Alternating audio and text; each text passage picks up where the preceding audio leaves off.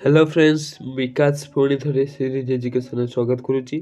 आज आम पढ़ा से +3 fast year fast semester elective 1 political science. Okay, नारीवाद उपरे किसी शॉर्ट क्वेश्चन थिला। तीनटा भितर मु ऑलरेडी शॉर्ट क्वेश्चन पढ़ाई सारे।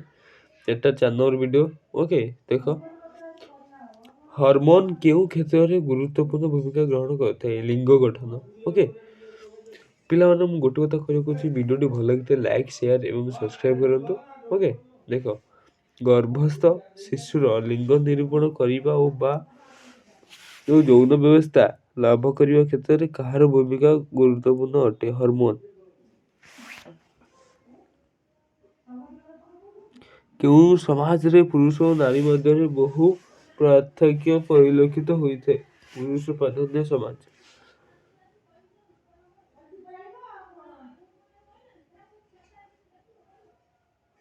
ପୁରୁଷ ପ୍ରାଧାନ୍ୟ ସମାଜରେ କେଉଁ କ୍ଷେତ୍ରରେ ପୁରୁଷ ନାରୀ ଅପେକ୍ଷା ଅଧିକ ଗୁରୁତ୍ୱ ବହନ କରିଥାଏ? ସମ୍ପତ୍ତି ଓ ଉତ୍ତରାଧିକାର।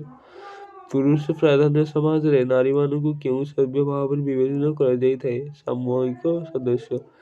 କେଉଁ ଦୃଷ୍ଟିରୁ ସମାଜରେ ପୁରୁଷ ଓ ନାରୀମାନଙ୍କ ମଧ୍ୟରେ କାର୍ଯ୍ୟ ବଣ୍ଟନ ହୋଇଥାଏ? ସାମାଜିକ ଗଠନ ଦୃଷ୍ଟିରୁ। କେଉଁ ଉପାର୍ଜନର ମୁଖ୍ୟ ଉତ୍ସ ହୋଇଥାଏ? ପୁରୁଷ।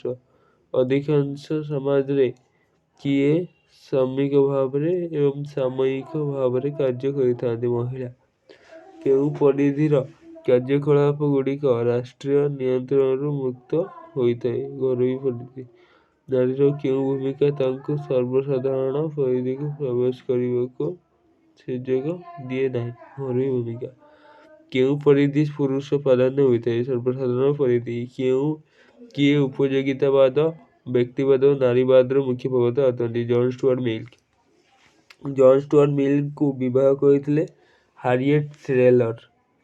ପତ୍ନୀଙ୍କ ମୃତ୍ୟୁ ପରେ ମିଲ୍ କେଉଁ ପୁସ୍ତକକୁ ତାଙ୍କର ପତ୍ନୀଙ୍କୁ ସମର୍ପଣ କରିଥିଲେ? The subjection of women. Vindication of the right of women ପୁସ୍ତକର ରଚୟିତା କିଏ? Mary wollstonecraft। କିଏ ଦ ଫେମିନିଷ୍ଟ ପୁସ୍ତକ ରଚନା କରିଥିଲେ? ବେଟି ଫ୍ରାଏଡାନ୍। କିଏ ସେକ୍ସୁଆଲ ପଲିଟିକ୍ସ ପୁସ୍ତକ ରଚନା କରିଥିଲେ? କାଟେ ମିଲେଟ୍। ଦ ଡାଇଲେକ୍ଟିକ୍ସ ଅଫ୍ ସେକ୍ସ ପୁସ୍ତକ କିଏ ରଚନା କରିଥିଲେ? ସୁଲାମିତ ଫାୟାରଷ୍ଟୋନ୍। ସେକେଣ୍ଡ ସେକ୍ସ ପୁସ୍ତକ କିଏ ରଚନା କରିଥିଲେ? Simone de Beauvoir. ଆମେରିକାର କେଉଁ ନାରୀବାଦୀ ଓ ବକ୍ତା ଆମେରିକାର ନାରୀ ମତଦାନ ପାଇଁ ଆନ୍ଦୋଳନ କରିଥିଲେ? Lucy stone. କିଏ ଆମେରିକାନ୍ ୱୁମେନ୍ ସଫରେଜ୍ ଆସୋସିଏସନ୍ ଗଠନ କରିଥିଲେ? Lucy stone. କିଏ କ୍ରୀତଦାସ ବ୍ୟବସ୍ଥା ବିରୁଦ୍ଧରେ ସ୍ୱର ଉତ୍ତୋଳନ କରିଥିଲେ? ଆଡାମସନ୍ ଆନଗେଲ୍।